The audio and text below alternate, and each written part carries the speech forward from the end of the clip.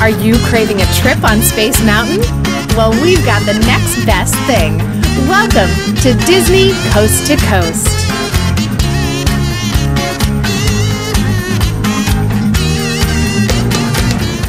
Hey folks, and welcome to Disney Coast to Coast, the ultimate unofficial Disney fan podcast. I'm Jeff DePaoli, and in today's House of Mouse headlines, Toy Story Land has officially opened at Disney's Hollywood Studios, and the 4th of July is quickly approaching. That and so much more, so let's get to it.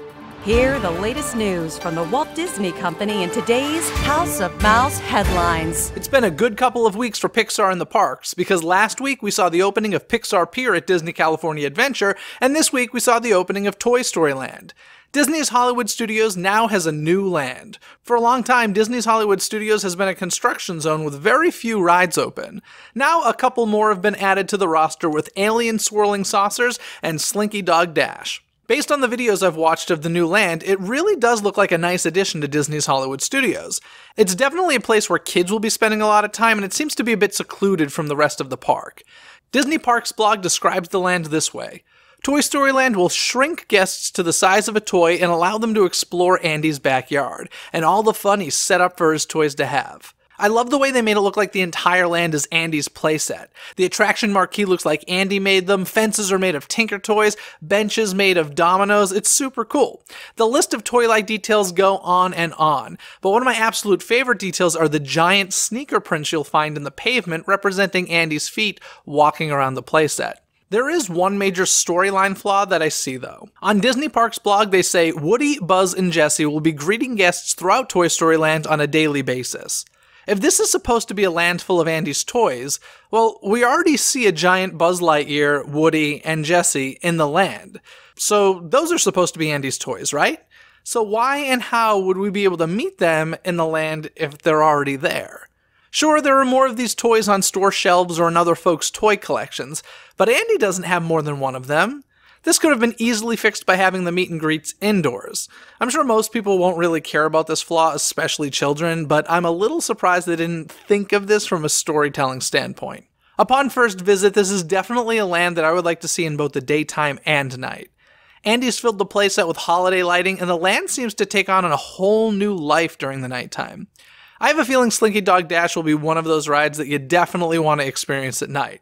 Another cool little detail is in the shops at Toy Story Land. Now, of course, the opportunity to sell toys associated with this land are plentiful, but I love how they made exact miniature versions of the rides that you can take home. They have Alien Swirling Saucer toys that look exactly like the ride vehicles you just experienced, and same with Slinky Dog Dash. Over at Woody's Lunchbox, they have a barbecue brisket melt that looks really delicious, and a sweet that is essentially a homemade Pop-Tart, and so much more food unique to this land.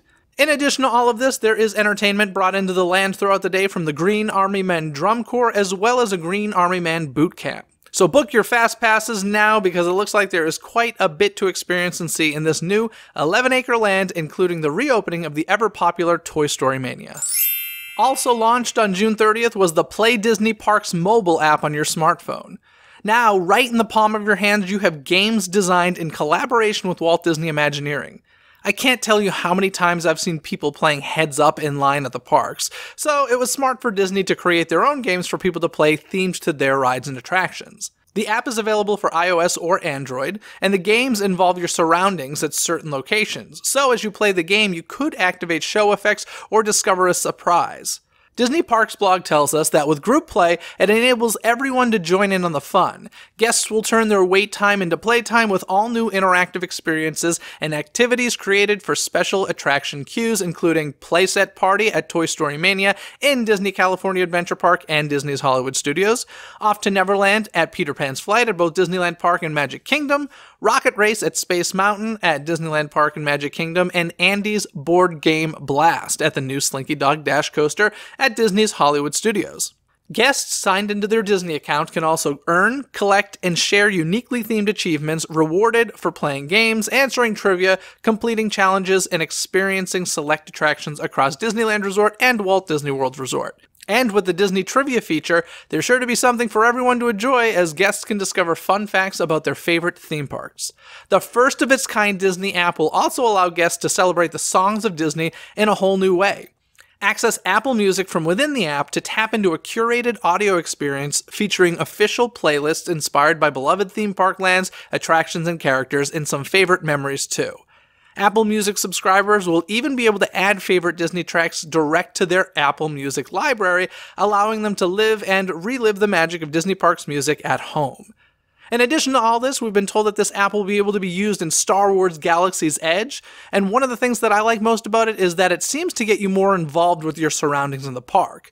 When I first heard about this idea, my assumption was that it would encourage you to keep your face in your phone while walking through often highly detailed cues that are supposed to add to your story experience. It sounds like this app is designed to do quite the opposite and instead make you notice and interact with details around you that you may normally miss. Sorry, heads up, there's a new game in town. Last week when I was talking about the opening of Pixar Pier at Disney California Adventure, I mentioned that a quote-unquote new attraction themed around Inside Out would be opening in 2019.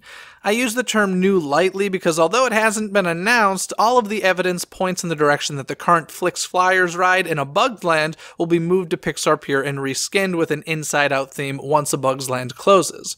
The reason I mention this attraction today is because Disney has announced the name of the attraction, and I think that it is absolutely hilarious and brilliant. This Inside Out themed attraction will be called Emotional Whirlwind. Brilliant. Simply brilliant. A while back, I'm sure you remember the news story of the Maleficent dragon parade float catching on fire at Walt Disney World during a performance. Since then, many fire effects around the Disney parks had been turned off while Disney figured out what exactly went wrong. It's always disappointing when all effects aren't being used, but safety has to come first, and of course, Disney did the responsible thing. I'm happy to report that since then, some fire effects have been turned back on.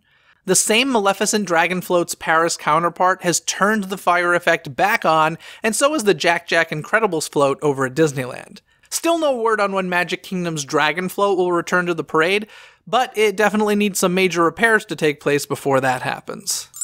Out of nowhere, Disney surprised viewers in the Philippines who use the Disney Life app with a new show called Legend of the Three Caballeros, based on the 1944 film The Three Caballeros. There are currently 13 22-minute episodes available, but this specific show is only available in the Philippines. Disney Life is an app with a bunch of Disney movies and TV shows for viewing on demand, and the app is available in the UK, Ireland, and the Philippines. Considering how popular the Three Caballeros have become in the parks, I wouldn't be surprised to see this show eventually make its way to America. And now for a story we've been talking about for a long time. Disney has made it very well known that they would like to buy 21st Century Fox. Although there had been some competition with Comcast trying to get in on the deal, ultimately 21st Century Fox went with Disney, and now the deal has been approved by the Antitrust Division of the Department of Justice. Completion of the transaction is subject to a number of non-United States merger and other regulatory reviews and other customary closing conditions, as well as approval of shareholders of both companies. So although it's still not 100% official, it looks like Disney will be getting its way again with another acquisition. The Hollywood Walk of Fame class of 2019 recipients have been announced, and among the recipients are Frozen stars Idina Menzel and Kristen, each receiving their own star. Dates for their star reveals have not yet been released, but the chairman of the Walk of Fame selection committee said, "The committee always tries to select a group of talented honorees that appeal in various genres of the entertainment world. I feel the committee has outdone themselves, and I know the fans, tourists, and the Hollywood community will be pleased with our selections. We're excited to see each and every honoree's face as they unveil that majestic star on Hollywood's most famous walkway." Independence Day in the United States is just around the corner, so I want to give you a quick summary of what you can expect at the US parks. Now, over at Epcot on July 4th, they will have evening concerts of great American songs by the Voices of Liberty at 5:30 p.m., 6:45 p.m., and 8 p.m. at the American Gardens Theater. During the day, you can also meet Mickey and the gang in their patriotic attire outside of the American Adventure, and at 9 p.m. that night, Illuminations Reflections of Earth joins the celebration with the addition of a heart-pounding all-American grand finale. Over at Magic Kingdom Park at 9:15 p.m. on both July 3rd and 4th, Disney's Celebrate America, a 4th of July concert in the sky, rockets into the air above and all around the park. And each evening, we will also see DJ parties hosted in Frontierland and Tomorrowland, where you can get a great view of the fireworks. Then, over at Disney's Fort Wilderness Resort and Campground, there's the 4th of July 5K run, which takes place on Tuesday, July 3rd at 7:30 a.m., the 4th of July Golf Cart Parade, which begins at 4 p.m. on the 4th of July, and the 4th of July Beach Bash at Clementine's Beach, which will take place from 6 to 11 p.m. on July 4th. Guests will enjoy a live DJ, dancing, games, contests, movie, and more.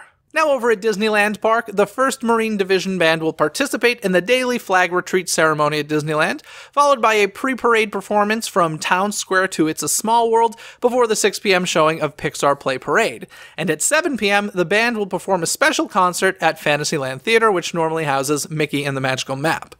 Then that evening, you can check out a special patriotic finale after Together Forever, a Pixar Nighttime Spectacular.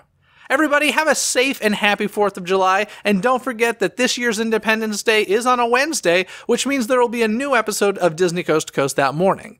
The episode is all about patriotism in the parks, so be sure to tune in while you're driving to your barbecues and fireworks viewings.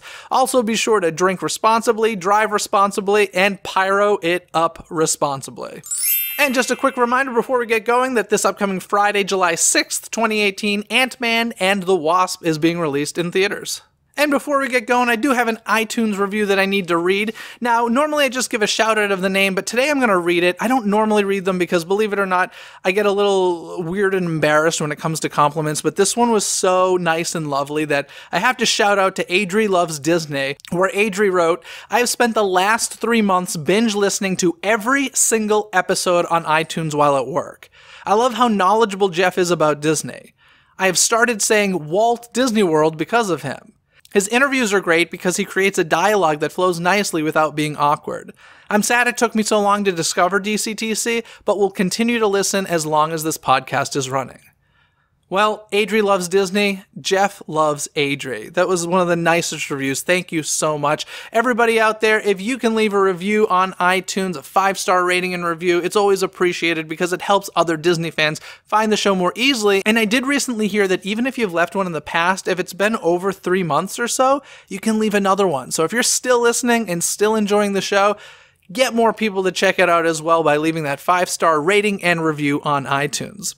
Of course, before we get going, we got to get to this week's Twitter poll, and this week's Twitter poll was about the Disney Channel because on this past Wednesday's episode, we kind of did an episode about generations watching the Disney Channel and the different types of shows and such. So this week's Twitter poll was, which of the following retro Disney Channel shows is your favorite? Your options were Adventures in Wonderland, Dumbo's Circus, MMC, the New Mickey Mouse Club, and Under the Umbrella Tree. Well, in last place was Under the Umbrella Tree with 4% of the votes. Tied in second place is Dumbo's Circus and MMC at 21% of the votes each, and Adventures in Wonderland wins with a whopping 54% of the votes. Follow DIZNEYCTC on Twitter in order to take part in the Twitter poll each and every week. Guys, all of our social media can be found over at DisneyCoastToCoast.com, and this episode of Disney Coast to Coast was produced by Philip Elke, who has supported the show through Patreon. If you'd like to become a DCTC producer or gain other awards, more information can be found at patreon.com/DCTC, and I do want to mention that I recently added a new audio commentary on the Patreon page, and that is an audio commentary of the Disney film Honey, I Shrunk the Kids. I know you've heard me talk about this movie over and over and over again. Well, now you can listen to me in your headphones while you watch the movie, and I'll tell you the reasons I love this movie so much, so check that out if you can, and other than that, folks, have a magical day. Bye! Thanks for watching Disney Coast to Coast. Have a magical day. Disney Coast to Coast is produced and hosted by Jeff DePaoli. Learn more about the podcast and become a supporter at DisneyCoastToCoast.com.